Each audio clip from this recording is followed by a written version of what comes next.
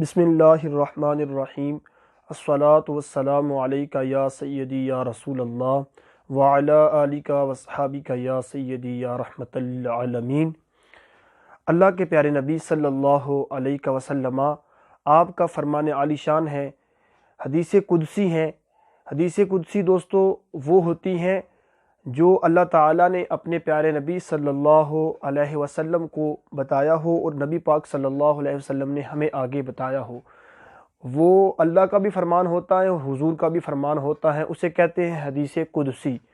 تو علم کی فضیلت میں آپ کو حدیث قدسی سناتا ہوں کہ نبی پاک صلی اللہ علیہ وسلم نے فرمایا، من یرید اللہ بہ خیرا یوفقہ فی الدین۔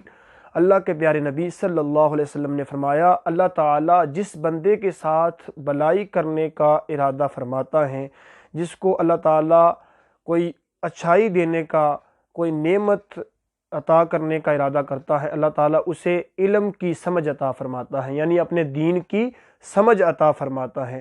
تو میرے دوستو، اسی لیے ہم یہ آپ کو جو مسائل بتاتے ہیں، یہ ہم اسی نیت سے بتاتے ہیں تاکہ ہم علم جو ہے، آپ کو جو علم سکھا رہے ہیں، ہمیں بھی اللہ تعالیٰ اجر عطا فرمائے، اور جو آپ مسائل سیکھتے ہیں، اللہ تعالیٰ آپ کو بھی دین کے مسائل سیکھ کر ان پر عمل کرنے کی توفیق بھی عطا فرمائے اور ان کا اجر بھی عطا فرمائے۔ اللہ کے پیارے نبی صلی اللہ علیہ وسلم نے فرمایا کہ سب سے افضل عبادت جو ہے یہ علم ہے، علم حاصل کرنا۔ تو میرے دوستو، دین کے بارے میں جاننا اور دین کے مسائل کو جاننا یہ بہت ہی فضیلت والا کام ہے۔ اللہ کے پیارے نبی صلی اللہ علیہ وسلم، آپ کے پاس ایک صحابی موجود تھے۔ تو اللہ کے پیارے نبی صلی اللہ علیہ وسلم، آپ عصر کی نماز ادا کرنے کے بعد آپ بیٹھے ہیں، تو وہ صحابی میرے اور آپ کے آقا صلی اللہ علیہ وسلم آپ کی بارگاہ میں حاضر ہیں۔ تو حضور علیہ السلام کی بارگاہ میں حضرت جبرائیل آئے اور آ کے عرض کی، یا رسول اللہ صلی اللہ علیہ وسلم، یہ جو آپ کے پاس شخص بیٹھا ہے، اللہ تعالیٰ فرما رہا ہے کہ اس شخص نے مغرب کی نماز تک اس کی زندگی ہے، مغرب کی نماز سے پہلے اس شخص نے فوت ہو جانا ہے، اس دنیا سے چلے جانا ہے۔ تو اللہ کے پیارے نبی صلی اللہ علیہ وسلم، آپ نے اس بندے سے فرمایا کہ تمہاری زندگی، اس صحابی سے جو ہے فرمایا کہ تمہاری زندگی اتنی رہ گئی ہے، اتنی دیر رہ گئی ہے۔ تو وہ صحابی جو ہے وہ عرض کرنے لگے، یا رسول اللہ صلی اللہ علیہ وسلم، مجھے کوئی ایسا عمل بتائیں کہ میری بخشش ہو جائے۔ تو میرے اور آپ کے آقا صلی اللہ علیہ وسلم، آپ نے فرمایا کہ تم علم سیکھنا شروع کر دو، دین کا علم حاصل کرنا شروع کر دو، دین کی باتیں سیکھنی شروع کر دو۔ تو میرے دوستو، جو اس حدیث کو جنہوں نے روایت کیا ہے، جو راوی ہیں اس حدیث کے، وہ فرماتے ہیں کہ اگر علم حاصل کرنے سے کوئی افضل عبادت ہوتی تو حضور نبی رحمت صلی اللہ علیہ وسلم، آپ اس صحابی کو اس کی موت کے وقت، جب قریب آ گیا تھا اس کی موت کا وقت، تو اس کو وہ عبادت کرنے کی تلقین کرتے۔